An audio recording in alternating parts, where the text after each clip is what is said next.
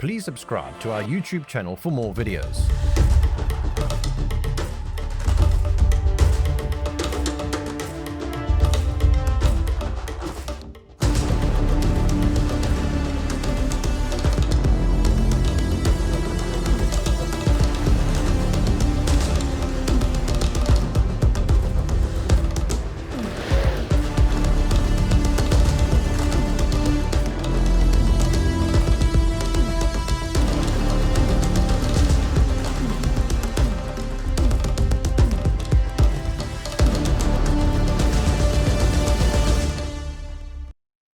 The long journey to Etosha started on the Route 62 in the Western Cape in the quaint town of Barrydale, where Kirsten and I had some business to take care of.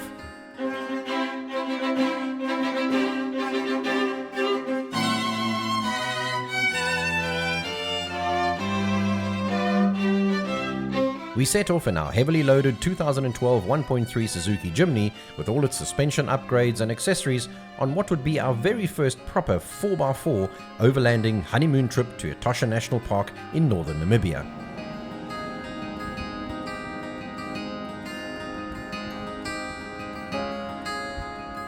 Ordinarily, overland trips like this would be pre-planned on a GPS program like Basecamp or MapSource.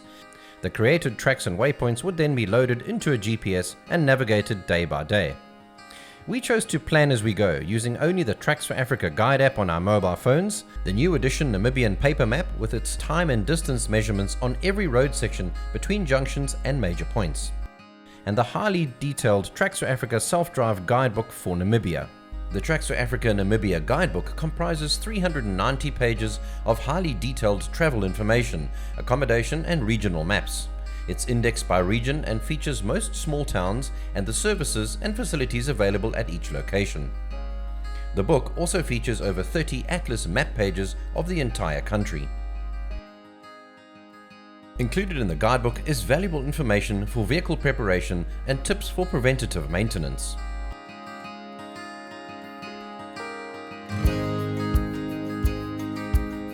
Planning on the go can be a little dicey in Namibia in peak season from April to October, as the accommodation and even camping sites are very booked up. So some advanced planning for camping and lodges is required to avoid being turned away. Our first night's camping was in Sutherland. We turned on the camping icon on the Tracks4Africa guide app, and Sutherland Caravan Park was one of the choices. With nasty weather looming, we set up camp and prepared for an afternoon shower.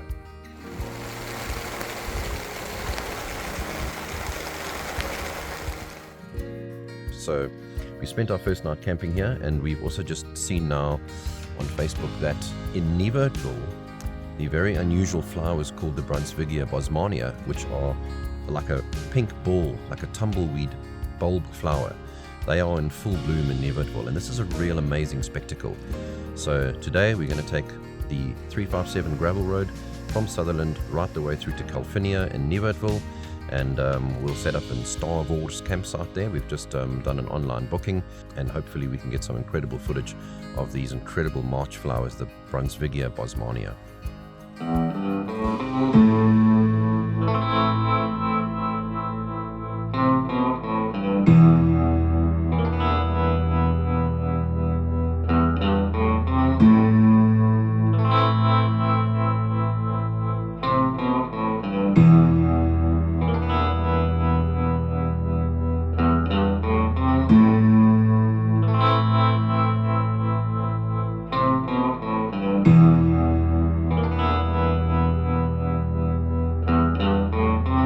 Having heard so much about the Kgalagadi Transfrontier Park, 252 kilometers north of Upington, we decided to skip Windhoek due to bad weather and give ourselves a few extra days to explore the South African side of Kgalagadi. Our intention was to cross into Namibia at the Mata border on the western side of the park.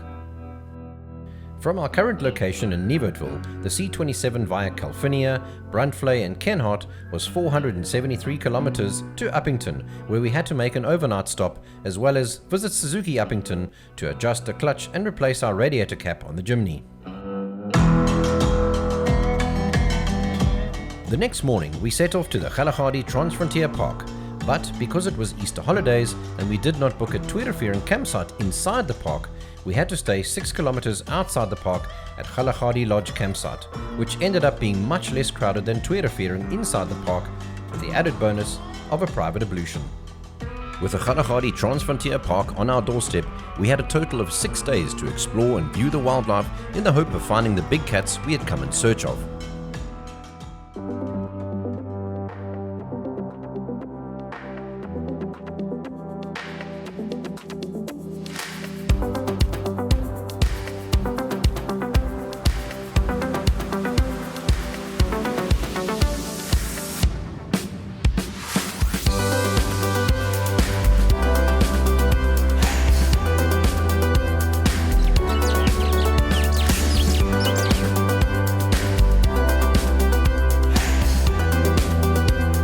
So we're now inside the Kgalagadi Transfrontier Park, and we're just looking at the various loops. This lower one down here, which is the Nieuwoudtville Trail, that is a permit-only, very sandy 4x4 trail.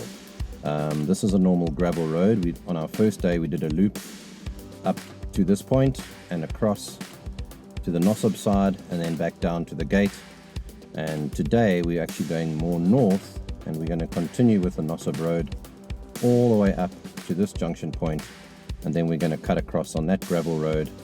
So the brown lines on the map are gravel roads, and anything else that's dotted, like these lines, those are dotted 4x4 trails, specific permit-only trails. So we've got to stick to the gravel roads unless we buy a permit, but we are now going to go up to this level and across, and then we'll come back down this leg and join up with the Mata Mata side, which will take us back down the 360 all the way back to the gate.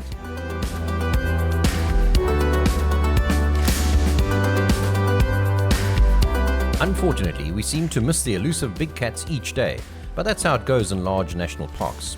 We did eventually manage to book a campsite for 2 nights at Tweeterfeeren inside the park, but it was very busy as it was Easter holidays. Nonetheless, camp life and a bit of R&R is part of overland travel. Tomorrow we are heading northeast across the park to Mata Mata border crossing into Namibia.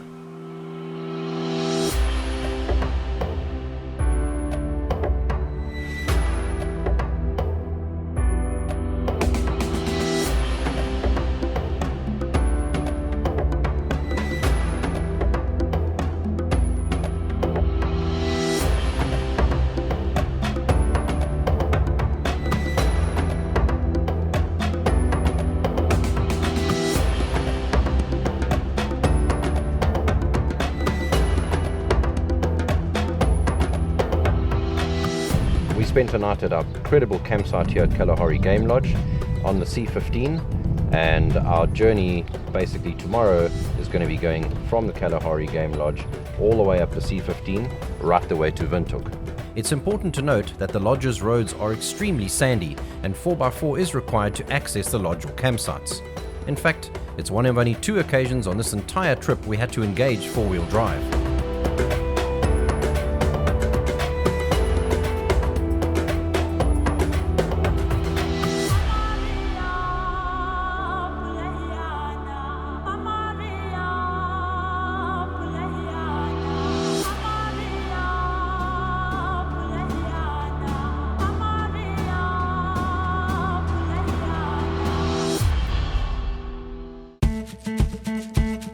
Leaving the Kalahari Game Lodge on the C15 along the Owl River Valley, we continue until Gogas, where we'll refuel and buy a few supplies. Then we'll travel north through Stampriet and continue to follow the C15 via Hogenas and on to Dordebus, where we'll meet the C23 tar road to the B1 highway and our overnight stop at the Trans-Kalahari Inn just outside Windhoek. So yesterday's drive from Kalahari Game Lodge along the C15 gravel road through the Owl River Valley was absolutely spectacular. The road conditions initially were really fantastic. Hey Kirsten, they weren't too rough? No, not at all. Yeah. A lovely, look, it was a little bit rough in certain places, Yeah. but I think for the most part, beautiful wide road, very little traffic, and in really great condition. So we arrived at Trans-Kalahari and eventually in Windhoek after an incredible driving day of mostly gravel and tar. And we decided not to camp, given the fact that it was a really long day, So we took one of the rooms, we had a lovely dinner in the restaurant, and today we're heading off into Windhoek to replenish supplies, because I don't think we're going to have much opportunity to do that between now and Spitzkoppe. Not much. And yeah, we're about to head off. So our intended route for Spitzkoppe, we had an option of doing the C28 through Boshua Pass, which is an incredible mountain pass. It's probably one of the longest passes that I know of, and it runs over several mountain ranges. It's incredibly long, but incredibly scenic as well. But given the length of time it's going to take us to get to Spitzkoppe, it's nearly 5 hours drive to Spitzkoppe if we take the C28. That doesn't give us any time to do our shopping plus do all the filming along the route that we want to do. So we've decided to do the shopping in Windhoek and just take the tar road right the way around through to Osakis, and then we'll pick up the gravel from Osakis into Spitzkoppe, which will give us more time to film at Spitzkoppe and set up camp, as opposed to getting there at 6 o'clock this evening again. It's really much better to arrive early, and we can do some sunset filming at the rock arches and the other beautiful features that Spitzkoppe has to do. So that's our route today, into Windhoek. We'll do some shopping, and then we'll take the highway right the way around to Osakis and pick up the gravel from there.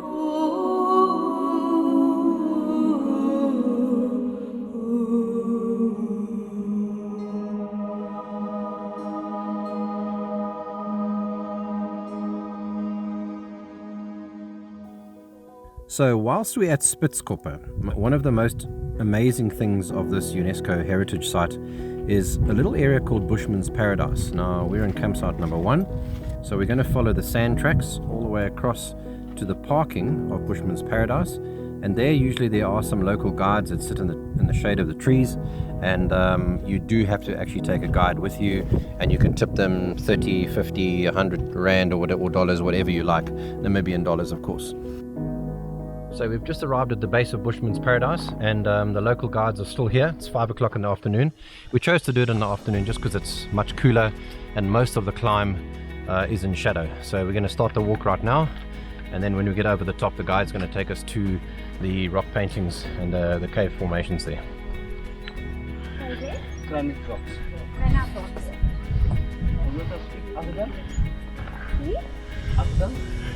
So the initial climb is very, very steep.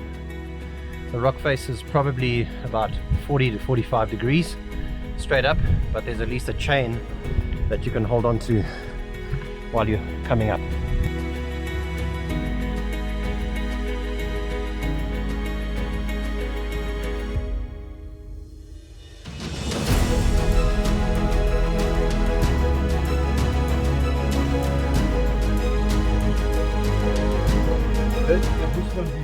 Bushman people, if they see the animal, they start, they start to move like this on 4 feet. Really? Yeah, so that they must be come closer by the animal. And they meet with the job for all 3 eggs. That's why you see the white color. And the red, that's the blood. And if you want, you can also eat like this. You can stop the stomach. When using the Tracks4Africa guide app during hiking or driving, with your phone's location turned on, the app will show you your position moving along the trail. And when the rain is coming, this place look very beautiful. Yeah, That's it's green. That's called Bushman's Paradise. And then I've seen these rock pools, then all the water runs down. So there's many pools. Yeah.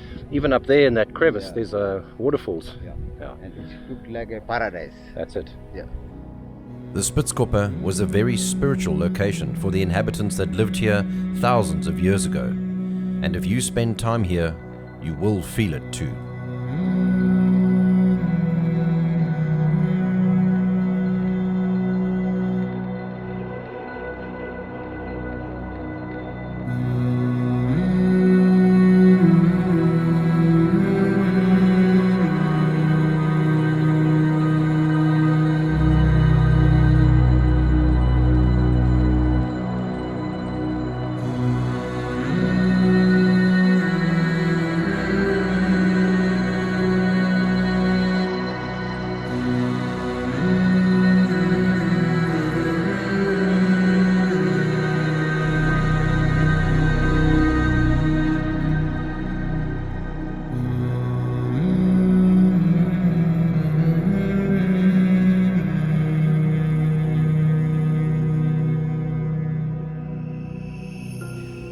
So our plan this morning is to leave Spitzkoppe and travel along the D3716 and then all the way up the D1930, right the way up to Uys, where we will refuel and buy supplies, and then it's just a short trip a little bit further onto the D2359 up to Brandberg, and White Lady Lodge is situated there.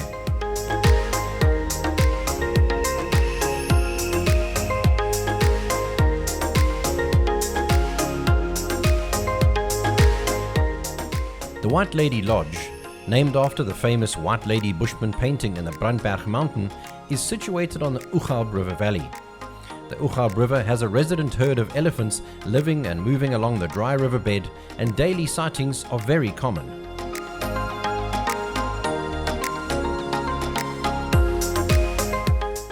We were lucky to have booked only one of a few private luxury campsites with their own ablutions and situated well away from the other sites.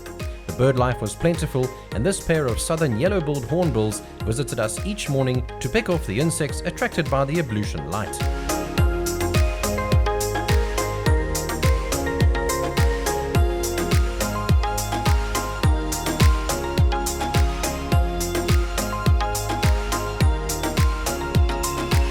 Brandberg mountain is behind us, and we're going to be heading off this morning shortly to do what's known as the White Lady hike. And this is a hike that goes into Brandberg to a very famous Bushman painting called the White Lady painting. We'll get into the history of that once we're there, but it's actually not a lady, it's a medicine man, but the first people that saw the painting thought it was a woman, so it was named the White Lady, but in actual fact it's a medicine man, and this is what I've been told before. I've done the hike before, but today we're going to do it with you guys, and we're going to show you exactly how we follow the Tracks4Africa guide app.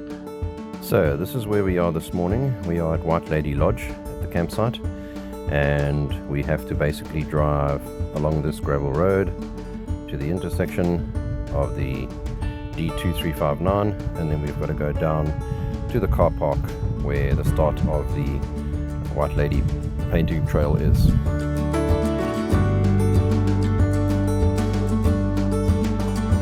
It is compulsory to go with a guide on the White Lady hike. The costs are less than 100 Rand and go towards supporting the local communities.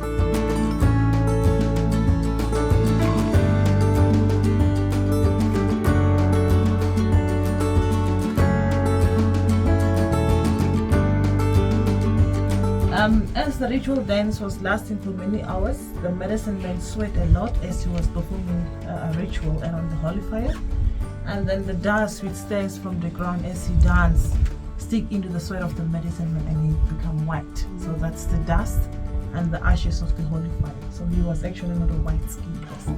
Yes. So on the right hand side, he used to carry hunting objects. That's bow and arrow, which was used for hunting. On the left hand side, it's half of ostrich eggshell, which was used as a cup. So during the rituals, the medicine man also carried some healing ointment with him, which he used during the rituals for healing sick persons.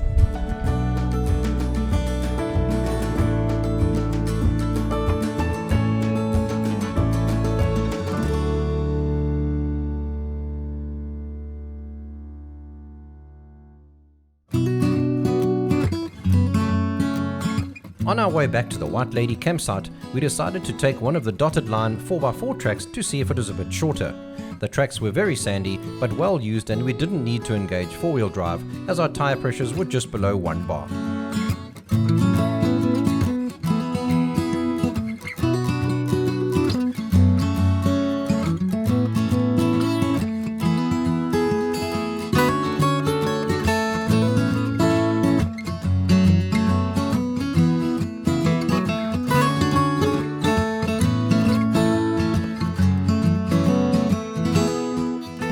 Most beautiful campsite. There are only 2 deluxe campsites amongst 32 sites, and they're completely closed off, as you can see. And we have our own private shower, ablution facilities, and a lovely little wash-up area, a nice prep area. And Craig is going to browse some ribeye steaks this evening. What we have found on this trip is, because we pass through very small little towns, is we have to really maximize on what we can get. So today I managed to find a pineapple. There were 3 in the supermarket at Ace. Something called salad days, which is chia and cocoa sprinkles, which you put on top of the salad. So I'm hoping that's going to spruce the salad up a little bit. And then our standard beans, and of course wine and whiskey. Oh, and red onion. So I'm just going to make a salad. Craig's going to do a steak, and we are doing a butternut on the coal. So I've got that all wrapped up in foil, and that's dinner tonight.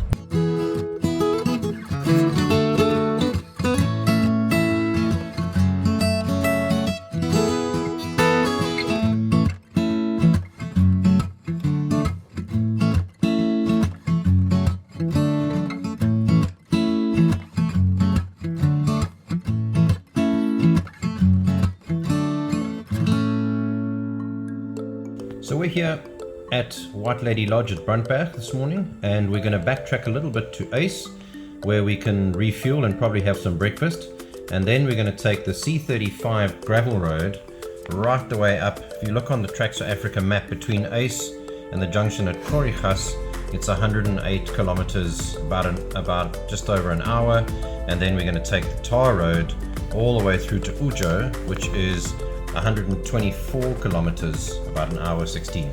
So it's about a 2.5 hour journey from Brandberg up to Okaukuejo, and then we're going to take the tar road and we're going to enter Etosha at the Andersson gate. We've got about 18 kilometers to do after that to Okaukuejo, where we booked for 2 nights, but we couldn't get all our nights there, so we had to book another 3 across at Halali. So gives us an opportunity to spend 5 nights in the park, 2 at Okaukuejo, 3 at Halali. That should be more than enough to explore most of Etosha. And our exit strategy would be to go out of the western gate, which would put us on the correct side to get down to the Skeleton Coast.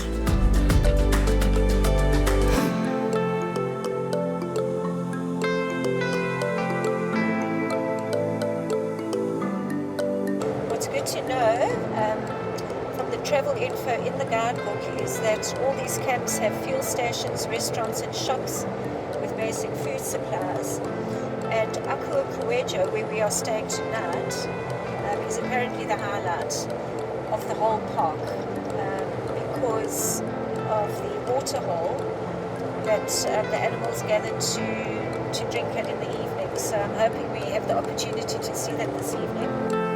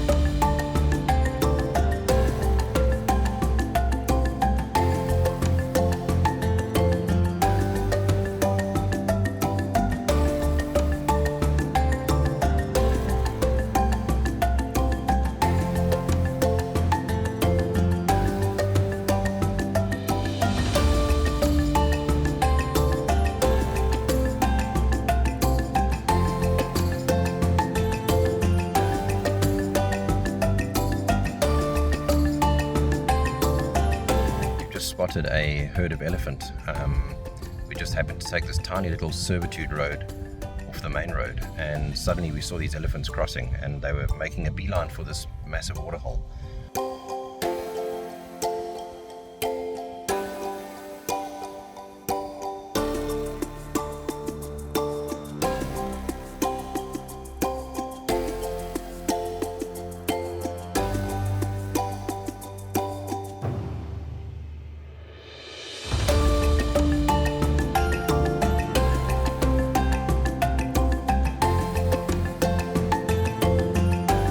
So, we prefer to be a bit more proactive and actually get out into the park, drive to our favorite waterholes like this one that's delivered continuously.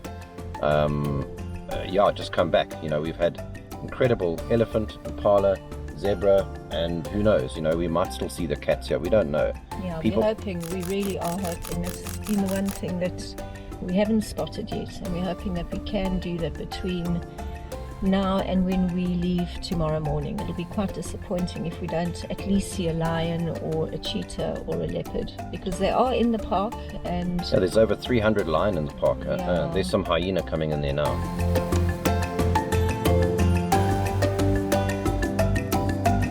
We had 5 incredible days in Etosha National Park, and despite not seeing any big cats, we pretty much saw, photographed and videoed everything else. Tomorrow morning we're packing up and heading for the Skeleton Coast.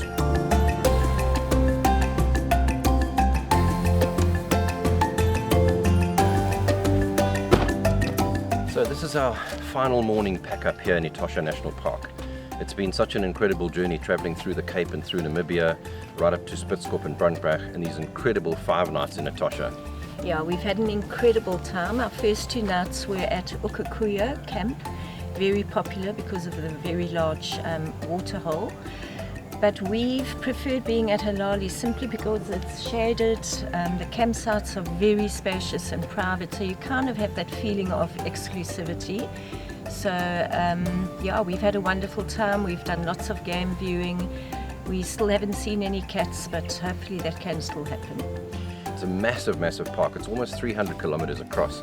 And even though they say they do have approximately 300 lions, remember lions lie around for 20 hours a day. It's not easy to see them, and it's only luck if they're crossing the road or if they happen to go to drink water. But it doesn't really matter. We've had an incredible time here, and it's been really amazing sharing this journey with everybody. And we hope that you're going to join us in episode 3, where we now start planning to head back from Etosha right the way through down to Swakopmund, the Moon Landscape, Sossusvlei, right down to Fish River Canyon, and then back into South Africa, back to our home in Stellenbosch. It's been an incredible journey, and thanks so much everybody for joining us on this trip, and we'll see you in the next episode when we travel from Etosha back to Cape Town.